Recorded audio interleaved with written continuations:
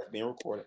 All right. So late night eating, the question is it good or is it bad? So what you're going to realize about late night eating, and I will repeat this, it's not the timing of the food that leads to the weight gain and store fat.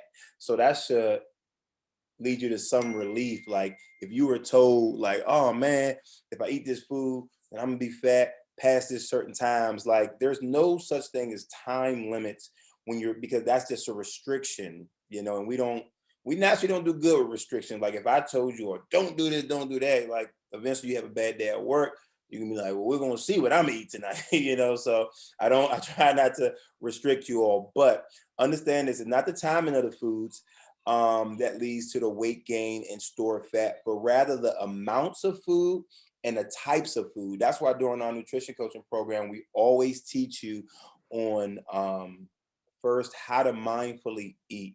That protects you against overeating.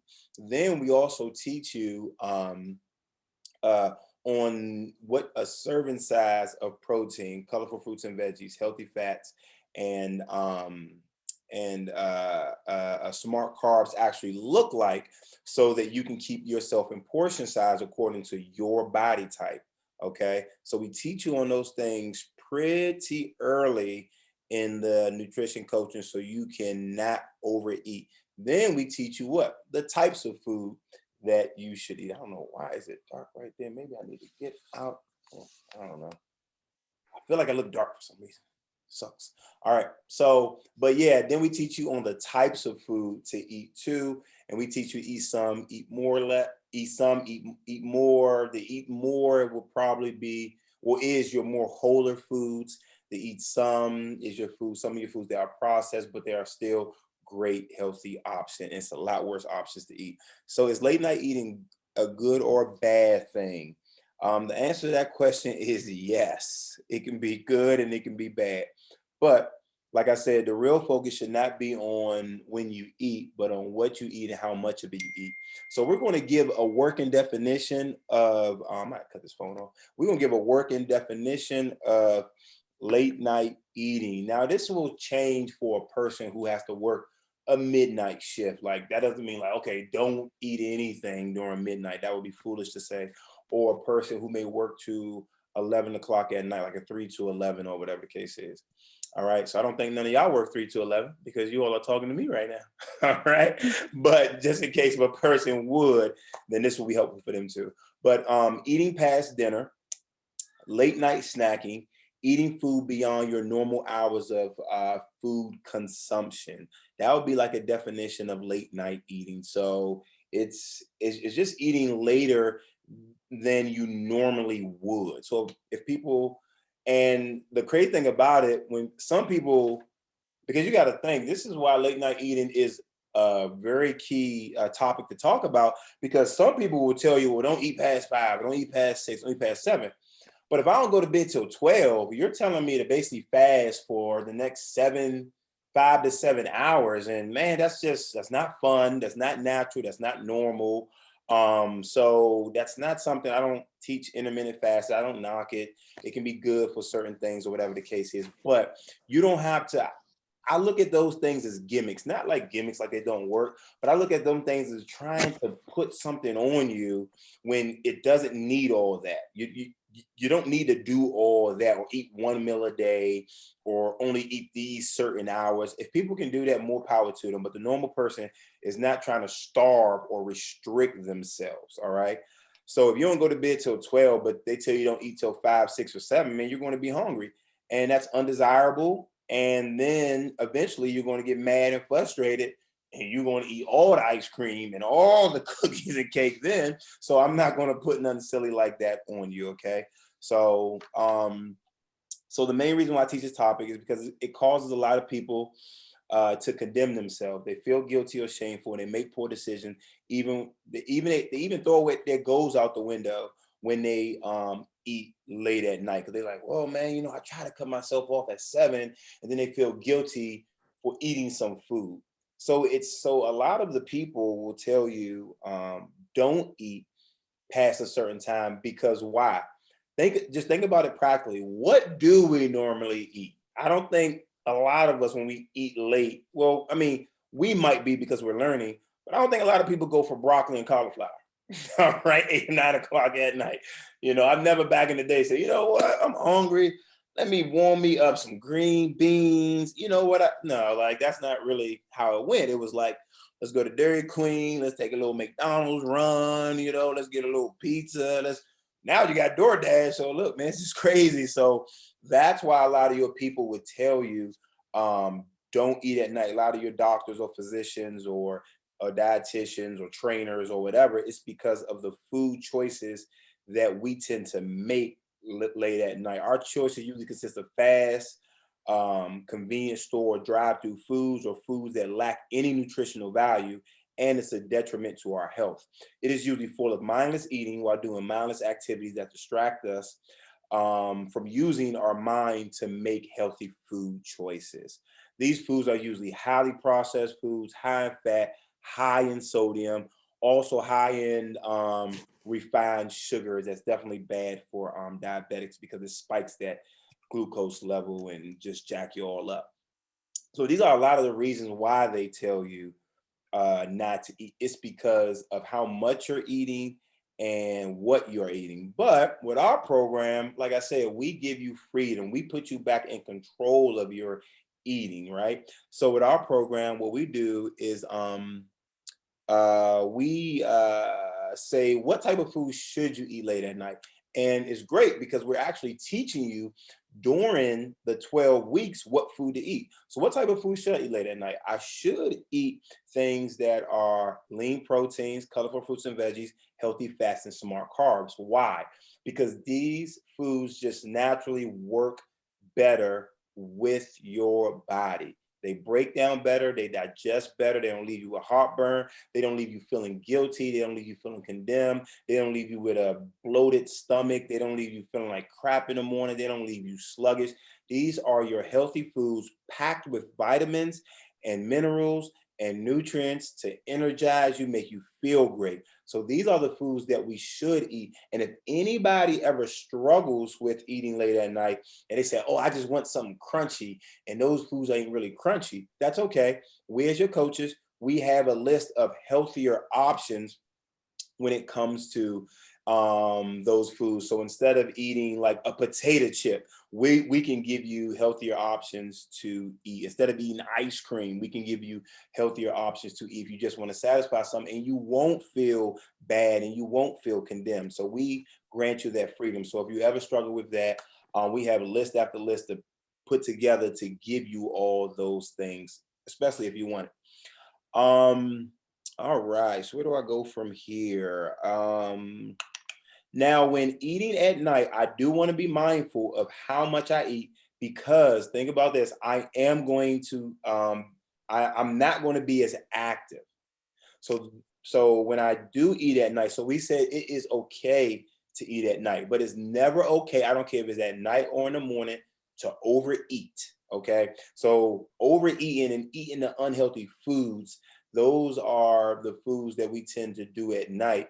But it's like no time during the day is really okay for that stuff. So it's not, doesn't matter if it's late at night, it's just not really good to eat those foods. But especially late at night, because we're not burning, we're not as active to burn off that food. But this is the truth about it. Your metabolism is still revved up from that day, because we have a class called afterburn. So afterburn pushes your body to the point where you're supposed to be burning 24 to 48 hours afterwards. Now, that doesn't mean because I can eat anything I want during that time. That doesn't mean that. What that means, make healthier decisions.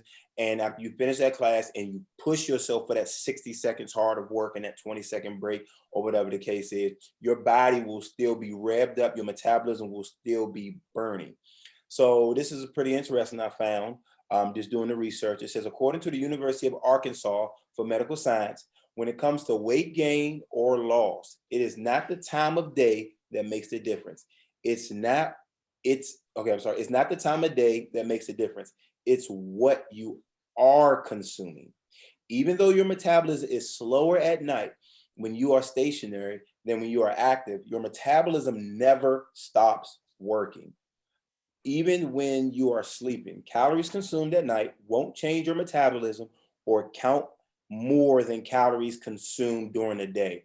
All that means is if I eat a Snickers bar at 10 a.m., it ain't gonna make it worse or better if I eat it at 10 p.m. Okay, it's still gonna be whatever. If I eat, so the calories on the food don't change, and your body is still revved up to be able to break that down, especially if you're not a stationary person.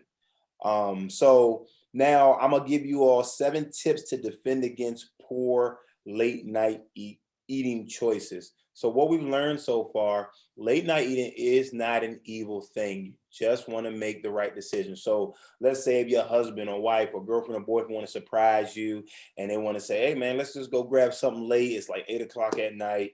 You can grab healthier foods when you are out, okay? You don't have to say, no, I can't because I can't eat past 5. That ain't gonna go well, all right? So you can just make the healthier decision during that time.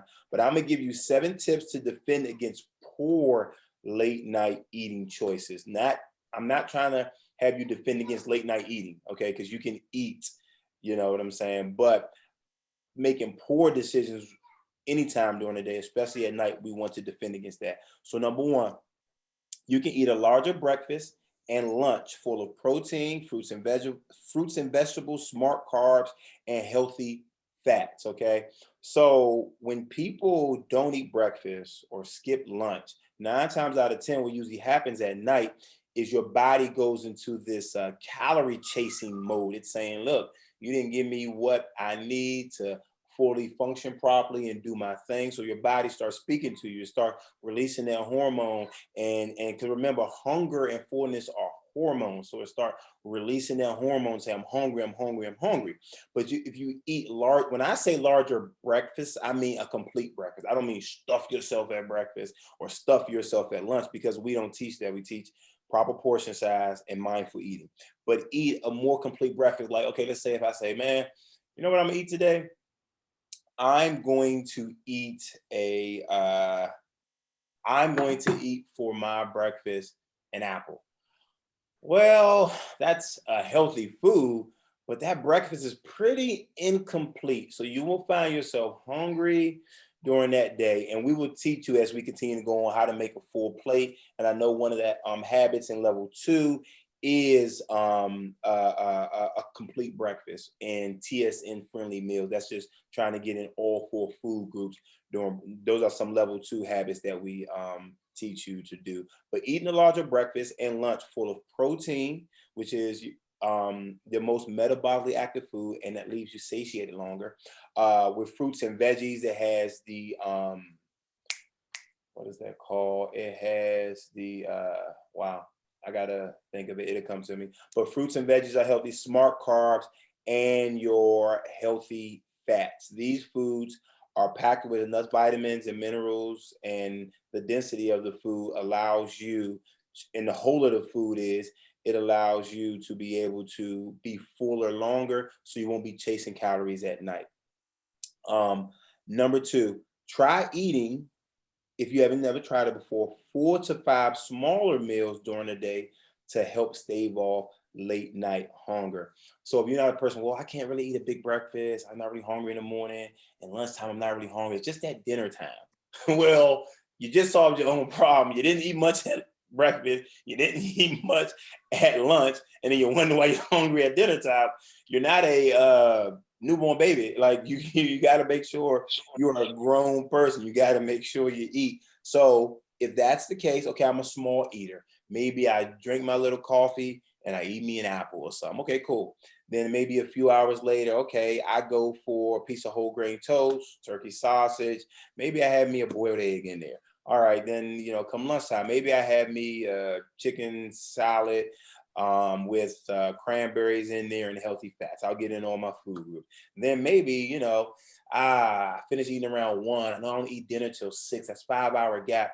Oh, I can get something small. Let me get me some cottage cheese with some fruit. Or let me get me, a little cup of Greek yogurt or something. So these smaller meals, what that does is It just keeps the metabolism revved up, keeps it going, keeps you burning, keeps you moving, keeps you feeling good. Okay.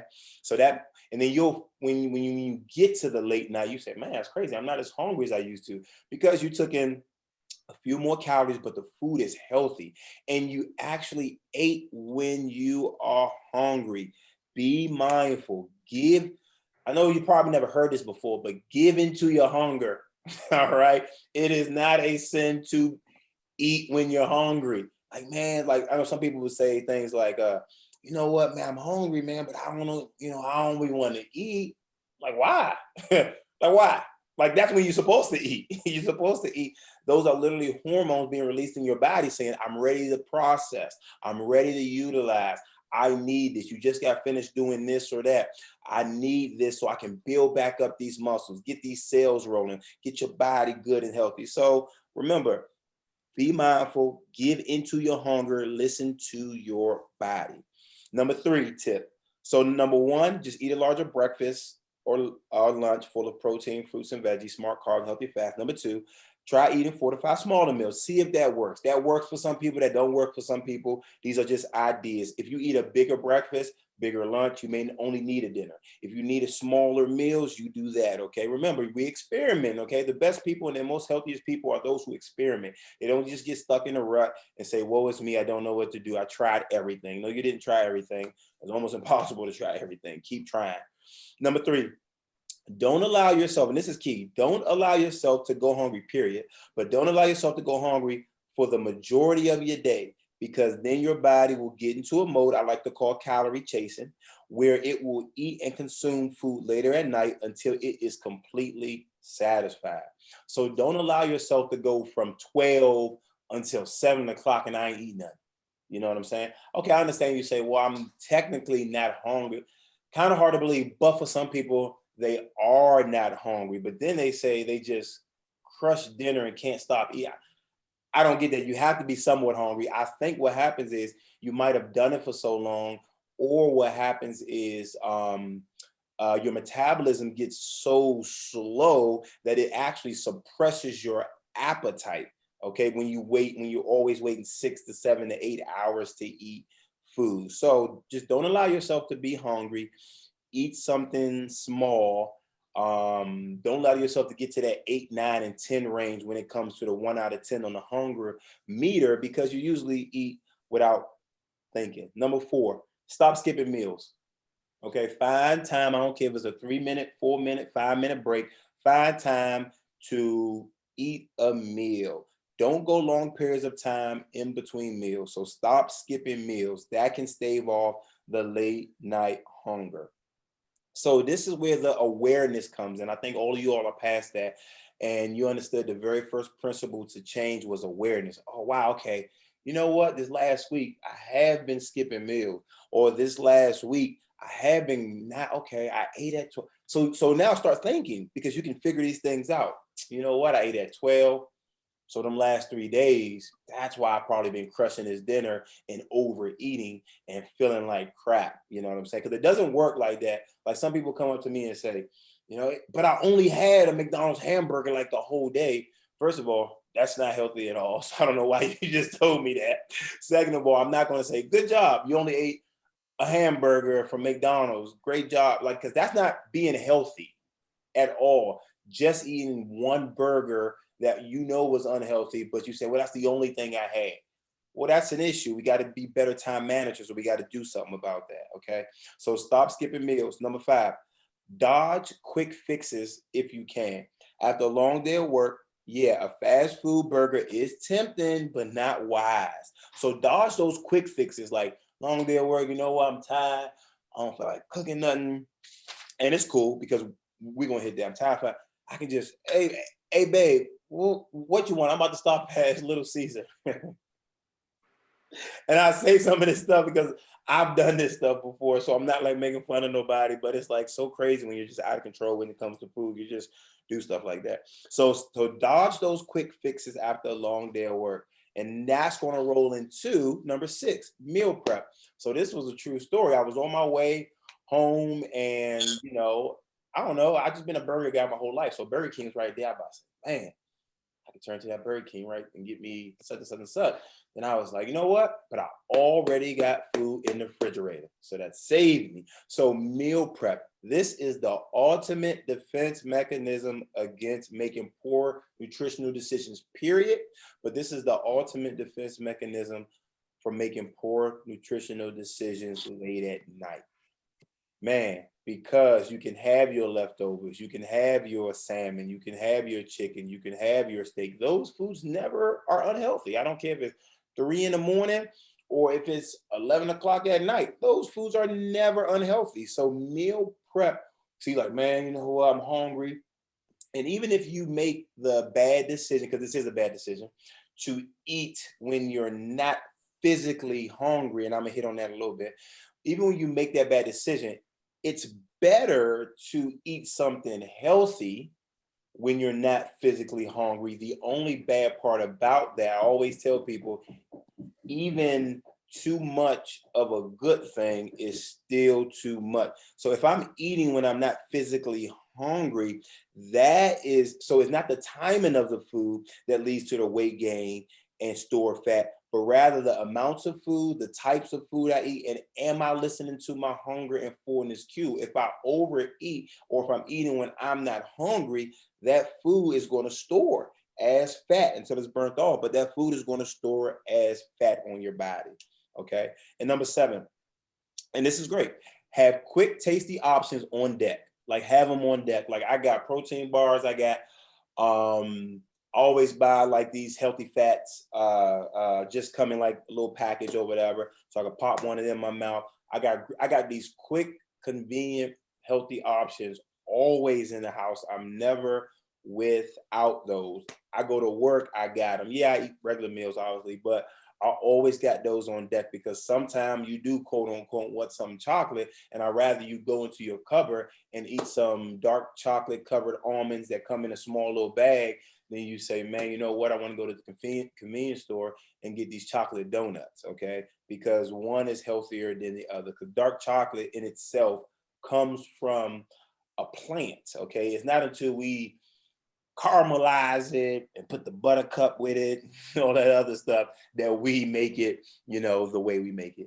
But yeah, have quick, tasty options on deck. Something that does not take long, because make sure it's something that don't take a long time to prepare or cook or make, because that can lead you to like having food already in there, or having these, okay, all I gotta do is rip open and pack it. If I think like, man, I gotta do this, you know what? It's easier to just do X, Y, and Z.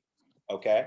So that is with the late night eating. So what you learned tonight was, look, a lot of time when people tell you late night eating gets a bad rap, because for the most part, it's what we are eating and how much we are eating. It's little biological stuff people can try to point out and say, but for the most part, it's what we are eating and how we eat. So if we stay to our healthier foods and we're always eating in the proper portion size, even late at night, that food doesn't store as fat. That food doesn't just weigh on me. So real quick, the difference between late night cravings versus being hungry, and that's what you got to look for at night. Am I craving something, or am I actually hungry? Those are two different things. Both involve putting food in your mouth. All right. But those are two different things. Am I craving chocolate? Am I craving sweets? Am I craving these things? Or am I actually physically hungry? If I'm craving something and I eat something and I'm not actually physically hungry, it's always bad. But if I'm actually hungry and I eat something, though it may not be the healthiest thing, my body, for the most part, should be able to break that down, utilize it. But like I talked before, a lot of the unhealthy eatings, you can do it. You can go back and check out the traffic like food, but a lot of time it kind of slows down my progress, and it doesn't make me feel the best. It doesn't make me feel the best to get 4 pieces of pizza in my body right now. Though it tastes good, but it doesn't feel the best on my body. And then I feel like I gotta fight extra hard to work that off. Then I feel like I get in plateau and I get stuck and I get discouraged, and it's just all crazy, right? So late night eating, cravings versus hunger. So craving something versus being hungry are two different things. Cravings is more of a mindless eating deal. because you are literally saying, I don't care what this food is that's going in my body. I need it, and I need it now. Get out of my way, husband. Get out of my way, wife. I just need this food. And if you touch my food, I'm gonna hurt you. So that's like a craving. A craving kind of possesses your mind and make you like, like you literally throw everything out the window. Your brain has taken over. Remember, I always teach you all the difference between your brain and your mind. It is not the same thing. The brain always takes over if you don't develop healthy habits. That's where you get things like smoking and drinking. Those are just things to be able to cope with stress or life. So those are coping defense mechanisms that my brain has set up. If my mind stops and thinks for a second, it will say, man, why would I cope with stress by putting more stress on my body? Why do I say that? When you smoke and when you drink, those are toxins coming on the inside of your body, putting more stress on your body. You don't know it. It may be physically relieving some type of stress that you would, and I don't even think it's the smoke. It's the deep breathing that people do when they separate themselves from, because think about it. If I get mad at my wife or something like that, and I say, man, I need a smoke break. What did I just do? I just eliminated the issue, which was my wife. I stepped outside. I went and started smoking. What did I do? I'm clearing my mind. I'm taking deep breath. Look, you don't need the cigarette in your hand to do that. People think that because their brain is telling them that. They're addicted to that, but it's more so the breathing in and out, the separating themselves. That what really gets them over. But I digress. So the cravings is I need it now. Your brain is taking over and blocked out the rational side of you, which is your mind. Your brain is solely set on survival, preservation, and instant and immediate gratification. So think about that. When you're quote unquote craving something, I gotta have it. What are you thinking about? Immediate gratification. Oh, I just want this because I know this tastes good, and I just want to eat this and put this in my mouth, and I'll feel better, and da da da da. You're not using your mind at all. You're probably not even hungry. You're just craving it. But your mind is the part of you that actually considers your goals, your standards, and consequences for your decision. My brain doesn't consider that. My brain just knows, man, last time I was mad after getting home from work and I stopped at McDonald's, I did feel a little better. And that's what my brain is saying. But my mind is not saying that. Your mind is saying, man, this is putting us back, this is slowing us down. Man, this crap is unhealthy. So that was the craving part. Now, being hungry is actually a hunger cue. It's a hormone that your body was created with. Everybody was created with these hormones to feel this hunger, to alert you. So it's an alert. It's chemical messengers going through your body, actually alerting you that you need to eat something so that your body can actually function properly.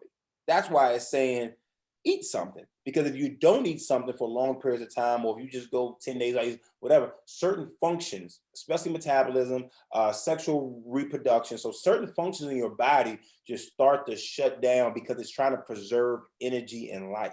So when you're actually hungry, make sure we eat something, because it's an alert system going off in your body telling you that you need something to function properly, because there's a lot of systems going on, right? To starve oneself or make poor nutritional decisions when you are truly hungry is to disrespect your body. This is the way we can start thinking, so we can start becoming nutritionally mature. All right. So when your metabolism is thrown out of whack, when your hormones are disrupted, when aches and pains in your body occur, like stomach, knees, back, it's mostly because you are not feeding your body what it needs to perform at optimal level and thrive like it was created to. So a lot of our pains in our bodies and stuff, all that's not all of them. Okay. Sometimes, you got a legit issue, but what I'm saying is a lot of them comes from us. Now, that's why you ever heard that person that, man, I lost, 70 pounds. I'm eating right. I'm no longer diabetic. Why do you think that? Why do you literally think that? Because they started eating foods that add the vitamins. Vita means life, vitamins, minerals to their bodies to give them the life and cause their bodies to thrive the way it was. People have been known to, man, get completely off of diabetes, insulin shots and stuff like that, just by changing what they eat, losing weight, feeling great. Then you might see some of these pains and stuff go away. So when you are hungry, actually make the right decisions. Right now, there are a few exceptions, but for the most part, it's all about the nutrients that are going into your body that affects your body at the cellular level, because we are all created a bunch of cells make us up. So we got to feed it the proper stuff so that we can function properly. So I gave you a little bit on late night eating. Then I gave you a difference between cravings and actually being hungry. Cravings are in your brain. They are literally in your brain and set up as defense mechanism. I'm telling you, you may say, oh no, you crazy, you stupid. No, whether I am crazy or stupid, all right, that's to be determined. But what I am going to say is this, okay? They are literally in your brain. There's nothing wrong with you. You know, I just crave sweet things. Because think about it. You've always liked sweet things, or even if you haven't always liked sweet things, your brain has formulated to cope with stuff or to satisfy something that you think you need. Go to the sweet, go to the chocolate, go to that. Your mind is saying, hold on, wait a minute. If I, instead of eating this Snicker bar, let me see, will I be satisfied and feel better if I ate an apple? We probably never tried that because when you get into craving mode, you're like, get out of my way. But I guarantee you, because when you eat, just the sensation of food and the taste and everything, it starts releasing chemicals just by merely eating food. That's why people feel better, or they call it comfort food. It's not this obscure thing. It's like literally things are working in your body to produce this. So when you're craving, if you ate, and I challenge you, when you're craving something the next time, literally eat something healthy from that food group. So your ice creams and pies and all that other stuff, those are carbohydrates. Eat a smart carb. I guarantee you, your craving will be gone because you just ate something, and then you'll snap back into reality too. You'll be like, oh shoot, I was just, and then once you make one decision, it gives you momentum, it gives you motivation to be able to make multiple decisions just like that. All right.